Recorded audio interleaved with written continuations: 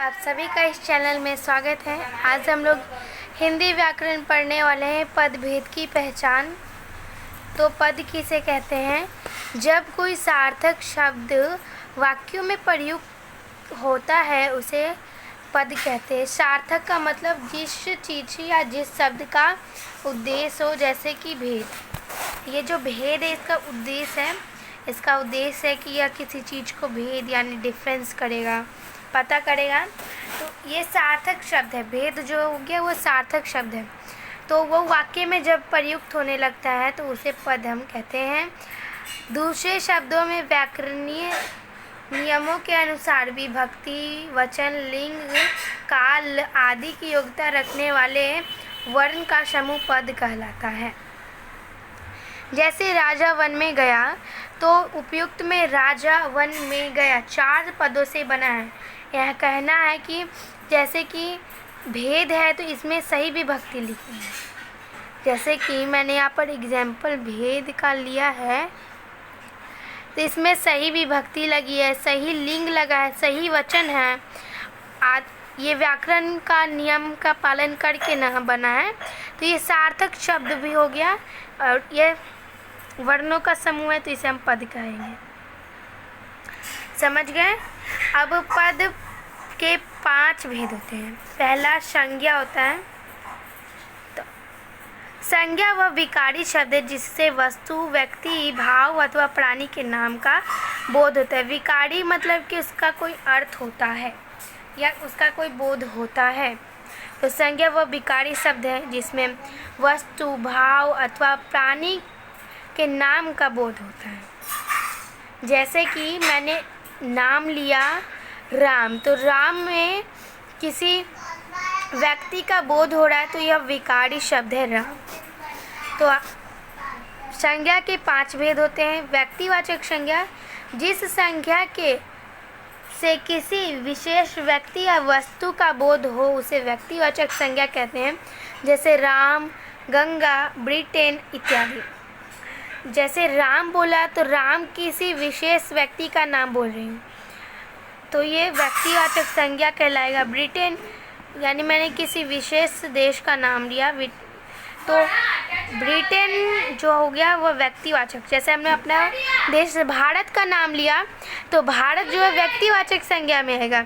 व्यक्तियों, नदियों, देशों, नगरों, समुद्रों, पहाड़ों, त्योहारों तथा दिनों के नाम व्यक्तिवाचक संज्ञा होते हैं। जातिवाचक संज्ञा। जातिवाचक संज्ञा वे संज्ञा जिनमें पूरी जाति का बोध हो एक ही शब्द द्वारा हो जाता है। जातिवाचक संज्ञा जैसे नदी। अब इसमें बताएगी नहीं कौन सी नदी है, सतलज है, गंगा है या ब्याज है, कुछ बताएगी नहीं, बस नदी है। तो नदी जो है पूरी जाति का बोध कर रहे हैं ना, पूरी अपनी नदी जाति यानी जो भी जितनी भी नदी है सभी का जाति का बोध कर रहे हैं। अब लड़की जो है ना, लड़की जातिवाचक संज्ञा में आएगी। आदमी, पेड़, नगर इत्यादि ये सभी जातिवाचक संज्ञा में आएंगे।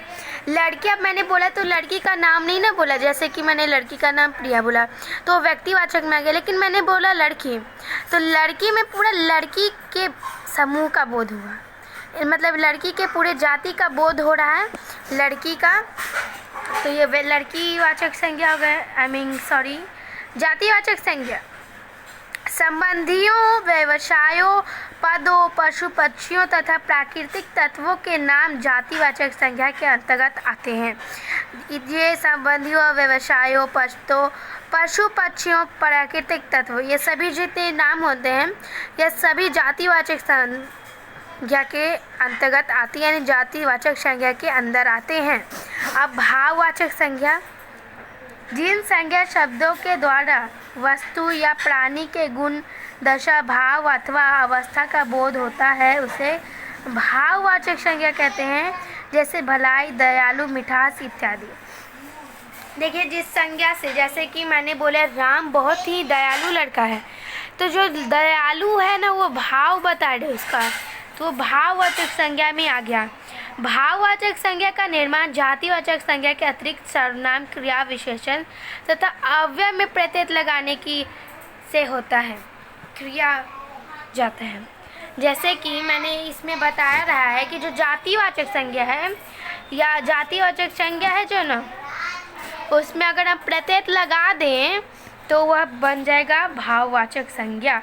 जैसे कि लड़का, लड़का जातिवाचक संज्ञा है, लेकिन मैंने उसमें प्रत्यय लगा दिया तो लड़कपन हो गया, तो भाववाचक संज्ञा हो गया।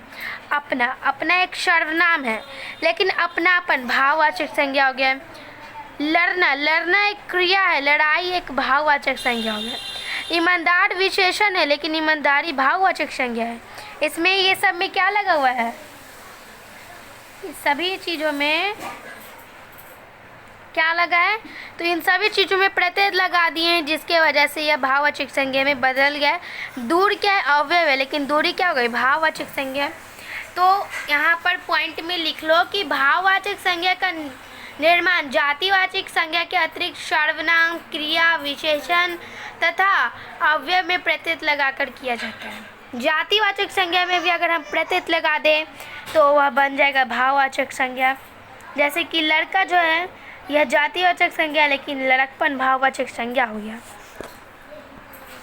अब है नेक्स्ट समूहवाचक संज्ञा। जिन संज्ञा शब्दों से एक ही जाति के व्यक्ति या वस्तु के समूह या समुदाय का बोध होता है,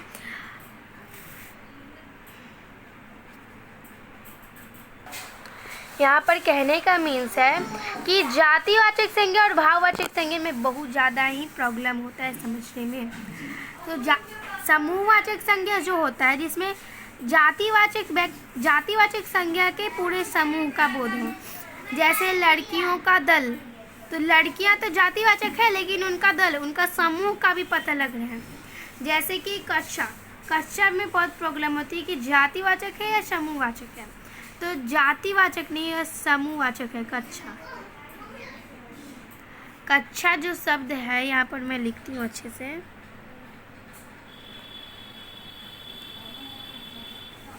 ये कक्षा जो शब्द है ना, ये समूहवाचक संज्ञा में आएगा। कक्षा, कक्षा जो है ना, इसमें लड़कियों का कक्षा में चली जाइए सर, ऐसे कभी बोला जाता है ना, तो ये जो कक्षा है यह समूहवाचक संज्ञा आ गया।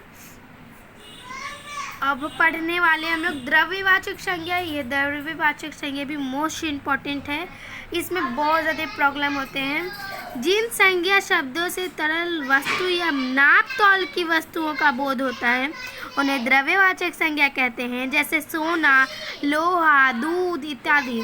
जैसे कि मैं जाती हूँ सोना लेने, तो हम लोग बोलते हैं कि 1 ग्राम का नथनी चाहिए, हमको 2 ग्राम का नथनी बनवा दीजिए बोलते हैं। तो ये हमने क्या किया, तौला ना।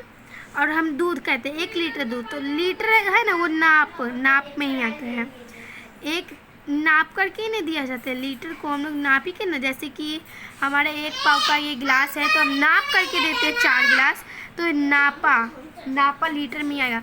तो दूध को हम लोग 1 लीटर दूध दे दीजिए तो ये नाप में आ गया। 1 ग्राम सोना दीजिए तो ये तौल में आ गया। तो जिस संज्ञा को नापा और तौला जाता है, तो यहाँ पर दिया हुआ है आपका उदाहरण। अब हम लोग एक टॉपिक देख लेते हैं यहाँ पर, संज्ञा विकारी शब्द। जैसा कि हमने जाना कि संज्ञा विकारी शब्द है, मतलब कि संज्ञा ऐसा शब्द है जिसमें किसी चीज़ का बोध होता है, तो वह संज्ञा कहलाता है। विकारी शब्दों के रूप तथा प्रयोग को परिवर्तित करता है संज्ञा के रूप में परिवर्तन लिंग, वचन तथा कारक आदि चिन्हों के कारण। जैसे कि मैंने यहाँ पर लड़की लिखा, तो लड़की से बोध भी हो रहा है, सॉरी गाइस,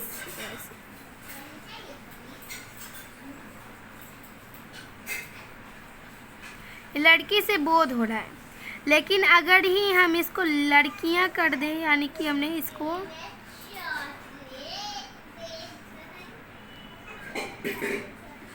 वचन से बदल दिया, परिवर्तित किया ना संज्ञा को, या लड़की का लड़कियां परिवर्तित हो गया, तो ऐसे हम लोग कह सकते हैं कि संज्ञा विकारी शब्द है। लेकिन अगर हम संज्ञा में लिंग, वचन, कारक लगा दें आदि चिन्ह, तो संज्ञा का परिवर्तन हो जाता है, संज्ञा परिवर्तित हो जाता है। आज के इस पार्ट में हम लोग यहीं, नेक्स्ट में हम लोग पढ़ने वाले हैं सर्वनाम। अगर आपको मेरा इस व्याकरण वीडियो अच्छा लगे तो एक बार प्लीज़ लाइक करें, सब्सक्राइब करें तथा कमेंट में बताएं कि आपने अभी तक कितने व्याकरण कोटियाँ पूरी की हैं। Thank you so much.